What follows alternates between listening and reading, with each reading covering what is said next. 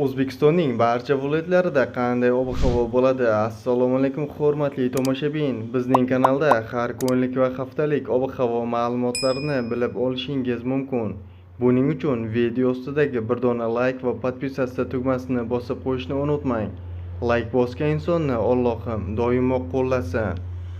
O'zgidromet markazi 1-2-3 kungi ob-havo prognozini e'lon qildi. Unga ko'ra, havo biroz bulutli bo'ladi. 1-iyun kuni ba'zi joylarda qisqa muddatli yomg'ir yog'ishi momaqaldiroq bo'lishi mumkin. 2-3-iyun kuni yog'ingarchilik kutilmaydi. Shamol sharqdan 5-10 metr sekund tezlikda esadi.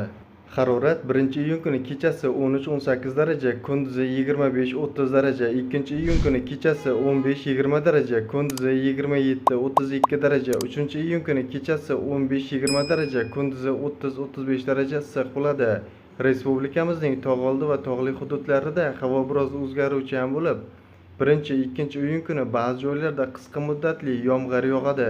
Momaqaldiroq bo'ladi. 3-iyun kuni yog'ingarchilik kutilmaydi. Shamol sharqdan 7-12 metr sekund tezlikda esadi. Harorat kechasi 10-15 daraja, kunduzi 1-iyun kuni 18-23 daraja, 2-3-iyun kuni 22-27 daraja issiq bo'ladi.